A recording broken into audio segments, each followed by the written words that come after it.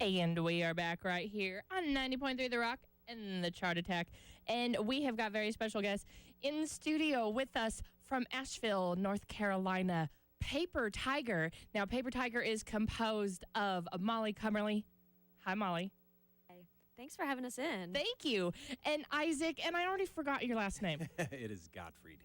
Isaac Gottfried. So Isaac and Molly in studio, thank you so much for having us. Now we are also recording this so we can play it for future performances of UTTV The Rock Unplugged. So that's very cool too. Now, why they are in studio on this particular Saturday is that they will be live at Midnight Voyage Live tonight at the Cider House. And show starts at 9 o'clock. Doors are at 8, correct? Doors are at 9 and show starts at 10. I Okay. believe. And Digital Butter will be there with you, as well as Fine Peduncle. And that's just going to be a great show. You can get down there and hear them.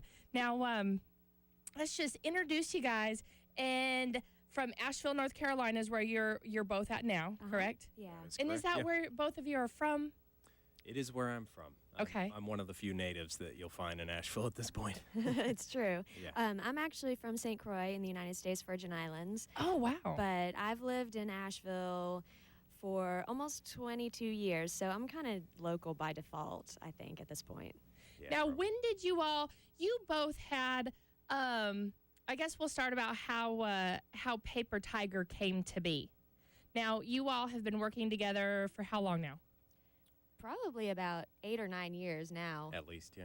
I'd say so. And prior to that, you both had your own other musical ventures. There was Mingle, That's right. and then there was Ruby Slippers. Yep.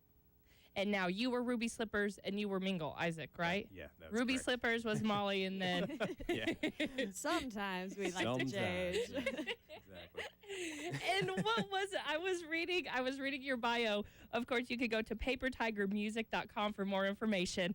Let's just get that out there right now. More information about your music and about your bio and all of the upcoming shows. But it was saying that there was just a connection there. You all just sort of had a musical connection and decided to put together Paper Tiger.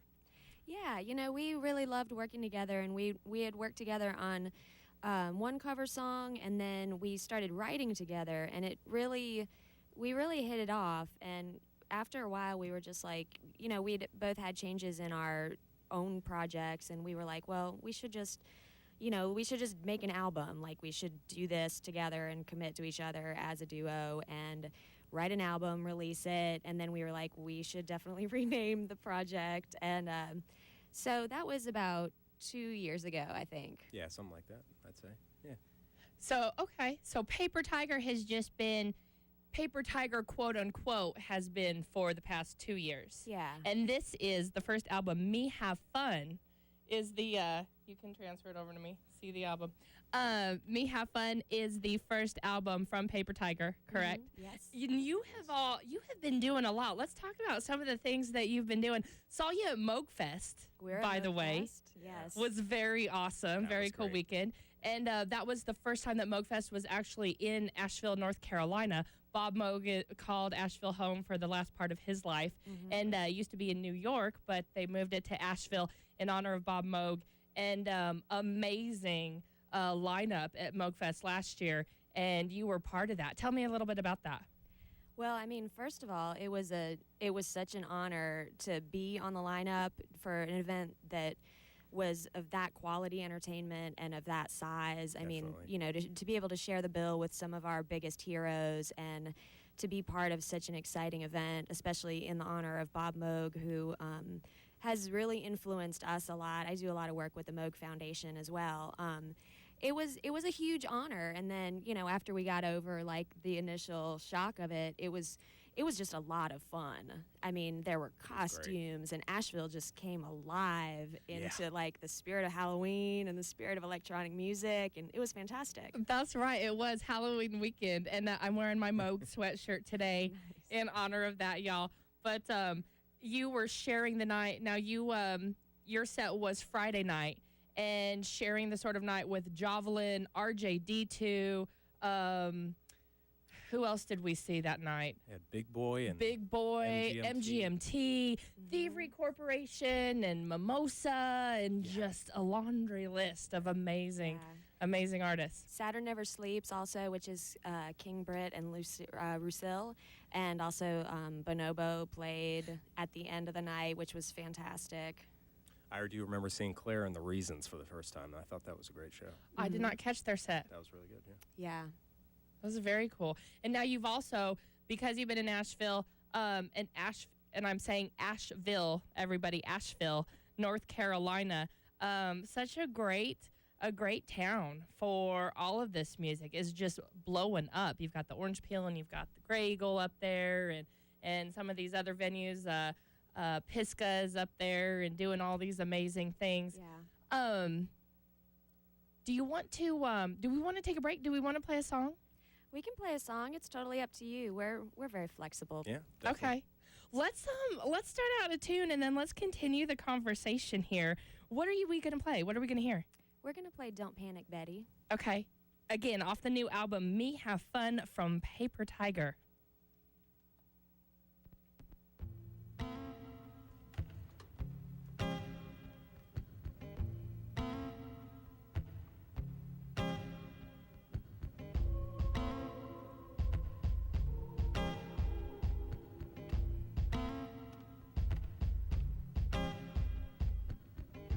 Don't panic yet, it's only me.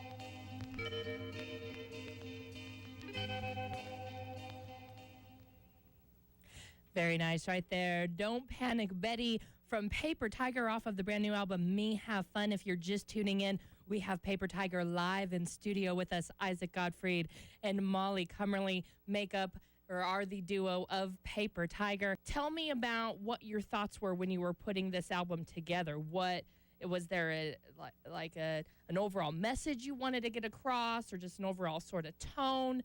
And how did that come to be? Well, I think the whole process of Isaac and I working together has been a really long, awesome journey.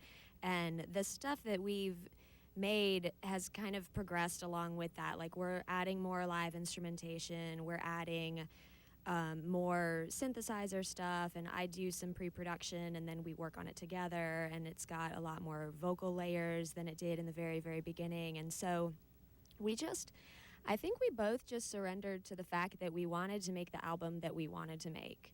Like, we had kind of this, what kind of albums do we love to listen to? We love the kind of albums that go from beginning to end, and then it's kind of like this whole journey. And so we wanted to create like an experience, but we also wanted it to be marketable. So that's why there are little interludes in between each song, and it doesn't just run. When you listen to the whole album, it runs together. Right. But we didn't want people to have to download like a 7-minute song. So we tried to be clever about it, but still at the end of the day, like, be really fulfilled as artists. And now, as far as the writing component of the album, with your English background and, like you said, Edgar Allan Poe and some of the authors that you read, are you the writer and Isaac is the mixer? Is that how it is? Or does he sort of say, you know what would sound really good? Or does he just start playing something and you just start singing? Or how is that? How does that all transpire? Well, it definitely happens probably a different way in every song, I would say. Sometimes I'll send her just a straight loop of just an instrument that I think sounds good, and I'll throw a beat over that, and then she'll, write some lyrics to that and send it back to me with, some scratch vocals, and then I'll take that and break it up and begin to add samples to it and embellish it more, and then we go from there. And then we just sort of bounce ideas back and forth and say, what would sound good, and I definitely say that, and she says that too, and it just kind of comes together. It takes a while to do, for sure, but yeah, that's very cool. And now you both have day jobs, correct?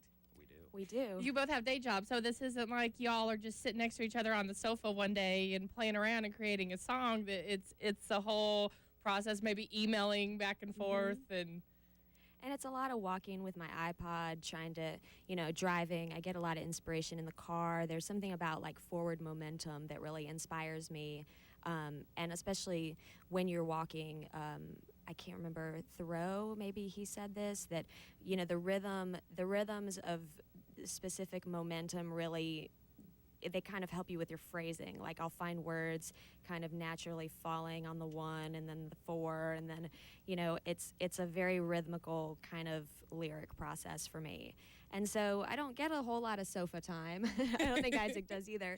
But we just kind of take it with us all the time. So it's kind of like it's always there. That's very cool. And I've heard a lot of singer and songwriters say that they carry around their iPhones, or they have a little video recorder, or a little recorder that they get an idea and they record it real quick, and okay, I'll work on that later. Don't let me forget, this sort of phrasing, or so on and so forth. So that's awesome. Let's hear another one. All right, we're gonna play Paper Tiger. Very nice. The title track of the new album, Me Have Fun. Paper Tiger in studio right here on the Chart Attack on 90.3 The Rock.